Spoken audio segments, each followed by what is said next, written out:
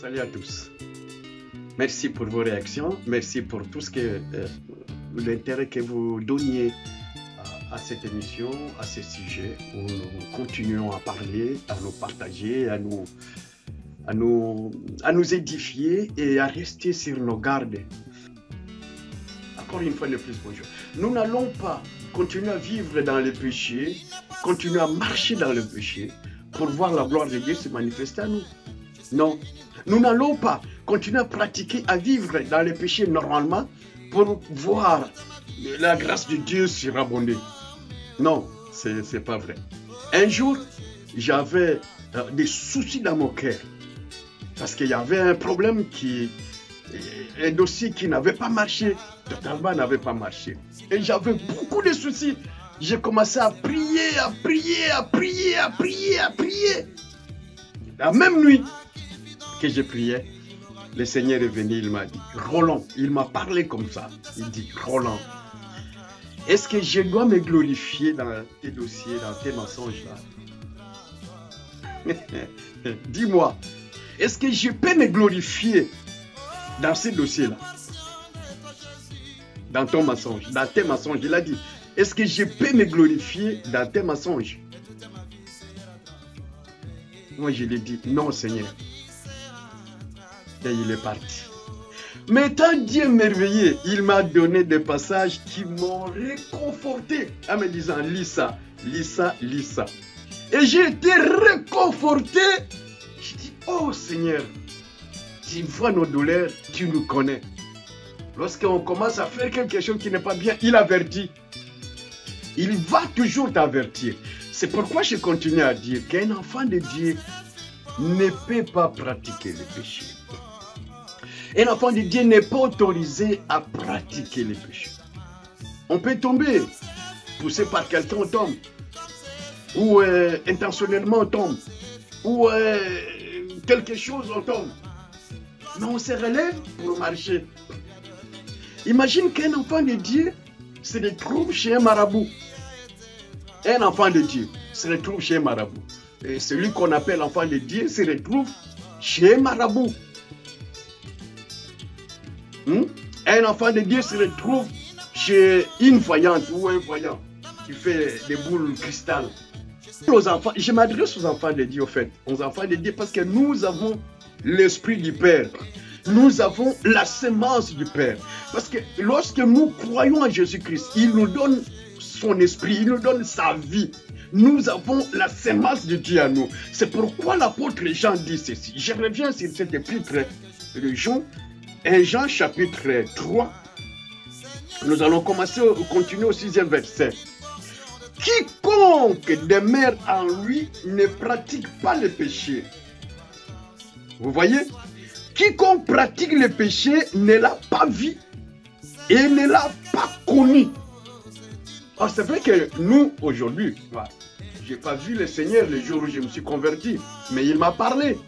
Au travers d'un serviteur de Dieu, il m'a parlé. Et c'était chaud.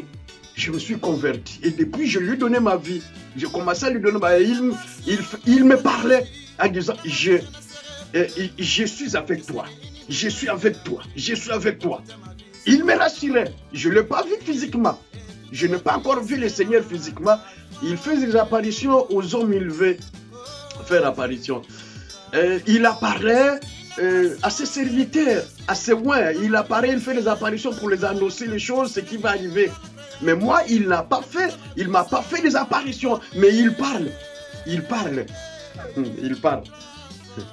L'enfant de Dieu, parce que nous avons la semence de Dieu. Frère, ne défendons pas le péché. Ne cherchons pas des arguments, chercher des versets bibliques pour compléter et pour soutenir nos défaillances. Ne le faisons pas. Ne le faisons pas. Ne le faisons pas, frère, ne le faisons pas. Parce qu'après, on va se perdre pour rien. Ça va nous coûter cher. Ça va nous coûter très très cher. Ça va nous coûter très cher. Et l'enfant de Dieu, pourquoi il dit quiconque demeure en lui, quiconque demeure en Jésus-Christ, ne pratique pas le péché. Quiconque pratique le péché ne l'a pas vu et ne l'a pas connu. Ne l'a pas connu. Quiconque. C'est-à-dire quoi? Celui qui est né de Dieu, je reprends les paroles de l'apôtre Paul dans 2 Corinthiens chapitre 5, verset 17. La différence entre les religieux et nous enfants de Dieu. 2 Corinthiens chapitre 5, verset 17, il dit, si quelqu'un est en Christ, il est devenu une nouvelle créature. C'est par ses propres efforts. C'est pas par ses propres efforts qu'il est devenu une nouvelle créature. Mais déjà, le fait de se lier à Christ, le fait de s'abandonner à Christ, le fait de faire une expérience avec Jésus-Christ, c'est-à-dire la nouvelle naissance, devenir enfant de Dieu, croire à la parole de Dieu, accepter Jésus-Christ comme sauveur et Seigneur, marcher avec lui, abandonner la vie ancienne, renoncer aux œuvres mortes, commencer à mener une vie agréable, remplie du Saint-Esprit, se trouver toujours agréable devant le Seigneur. Cette personne-là est devenue une nouvelle créature ou une nouvelle création. Les choses anciennes, c'est-à-dire tout ce qui était en lui, les ténèbres qui étaient en lui, est passé. Et la personne est devenue une nouvelle création. Dieu demeure en lui maintenant. Dieu fait de lui sa demeure. Le Seigneur fait de cette personne-là sa demeure. Et Dieu demeure en lui. Cette personne-là qui a la sémence de Dieu ne peut plus pratiquer le péché. N'empêche qu'il tombe. Il peut tomber dans le péché. Mais il ne va pas pratiquer le péché parce que la sémence de Dieu en lui va l'empêcher à pratiquer le péché. Va l'empêcher, ça c'est sûr. Souviens-toi des fois, de temps en temps quand tu vas quelque part, tu vois la voix, tu entends la voix. Te réprimander, te dire doucement, pas là-bas. Ne fais pas ça. Tu n'entends plus la voix du Saint-Esprit? C'est vrai ça? Tu n'entends plus la voix du Saint-Esprit? C'est pas bon. Il faut chercher à entendre la voix. Cette voix qui te dit, ne fais pas ça. C'est pas bon pour toi. C'est pas bon pour toi, ne le fais pas, ne le fais pas. Pourquoi? Parce que dès que tu t'es converti, tu as accepté Jésus-Christ, tu es passé par les eaux de baptême, tu es rempli du Saint-Esprit. Le Saint-Esprit demeure en toi. Le Seigneur a dit quoi? Celui qui m'aime, mon Père et moi, nous viendrons et nous ferons de lui notre demeure. Et tout ce que tu vas essayer de faire, si ça ne marche pas, il va te réprimander. Demandez aux vrais enfants de Dieu, aux vrais serviteurs de Dieu. Ils te diront, et surtout ceux qui sont devenus esclaves de Dieu, ils te diront, ils nous diront ce qu'ils sont en train de vivre avec le Seigneur leur Dieu. Ils n'ont pas le temps. Ce n'est pas les alliances pasteurs, les alliances prophètes qui font n'importe quoi. N'oubliez pas que Satan a ses agents. Satan a ses pasteurs. Satan a ses prophètes. Satan a ses serviteurs pour nuire. Pour nuire à l'image des enfants de Dieu sur la terre. Pour nuire à l'image des serviteurs de Dieu. C'est le rôle que le diable est en train de jouer aujourd'hui. Et eux, ils n'ont pas de soucis, ils n'ont pas de barrières. Ils peuvent pratiquer le péché parce qu'ils n'ont pas la sémence de Dieu. Quoi qu'ils soient appelés apôtres, pasteurs, docteurs, le prophète, tout ça, évangéliste, mais ils n'ont pas la sémence de Dieu. Ils se retrouvent au milieu des enfants de Dieu. Ils ont aussi des églises. Mais c'est un piège. Parce que c'est le diable qui les amène là pour nuire à l'image, à la véritable image de l'enfant de Dieu, des serviteurs de Dieu, de l'église et tout consort. Pour dire aux autres, voilà, vous allez là-bas pour ne rien recevoir. Regardez comment ils sont. Regardez comment ils sont devenus. Comment un pasteur peut faire ça? Non! C'est des alliances pasteurs, ce n'est pas des véritables enfants de Dieu. Vous sentirez en eux la haine. La haine, la haine, la haine. Au lieu d'haïr le péché, ils vont haïr ses propres frères. Ou les frères qui réussissent, ou les enfants de Dieu qui réussissent, ou les prédicateurs, ou les pasteurs qui réussissent, qui ont la grâce de Dieu. Et ils viendront pour leur dire, ah, voyez, tu crois que le miracle qui se passe là, c'est gratuit? C'est l'ennemi, c'est le diable, il est allé voir. Non, c'est lui-même qui est sataniste, c'est lui-même qui est allé consulter Lucifer. Moi, je parle des véritables enfants de Dieu avant qu'il ne soit pasteur, qu'il ne soit prophète, qu'il ne soit évangéliste, qu'il ne soit docteur, qu'il ne soit apôtre. Mais c'est un véritable enfant de Dieu, un véritable enfant de Dieu né de nouveau. S'il pêche, il se relève. Vite, vite, il se relève. Demande pardon. Pardon, Seigneur. C'est ça. C'est ceux-là qui ont la sémence de Dieu. Je sais qu'il y en a qui n'ont pas la sémence de Dieu, mais qui se retrouvent dans l'église. J'ai fini par donner cet exemple. Ce sujet est tellement grand. Je ne suis même pas allé plus loin. La sémence de Caïn, la sémence d'Abel. Pourtant, Dieu avait averti Abel. Pourquoi, Caïn, pourquoi tu fais ça? Le péché devant toi. Si tu pratiques le bien, tu verras.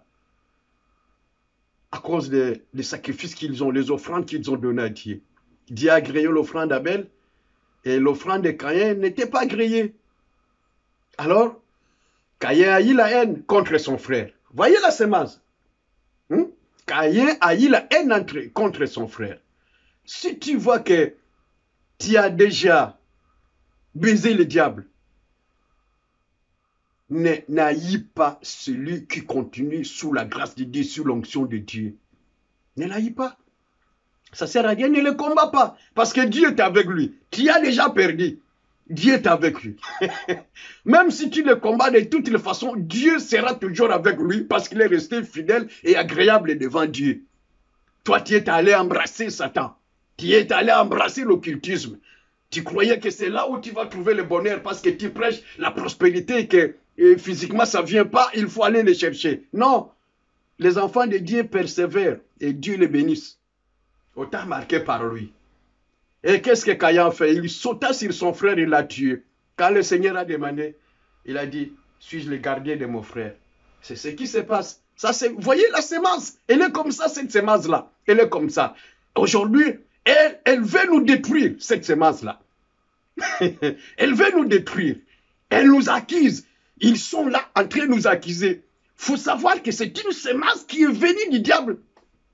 Qui n'est pas de Dieu. L'enfant de Dieu qui a la sémence de Dieu ne pratique pas le péché. Est-ce que vous comprenez? Il ne pratique pas le péché. Parce qu'il y a la sémence. Il y a la sémence de Dieu. Que le Seigneur te bénisse. Que le Seigneur te fait prospérer. Demeure dans la grâce de Dieu. Demeure dans la grâce de Dieu, ne recule devant rien. Même si les choses tardent, reste, demeure. Dieu va te récompenser. Le Seigneur est fidèle, il va te récompenser. Demeure encore. Demeure, même si tu es malade, tu seras guéri.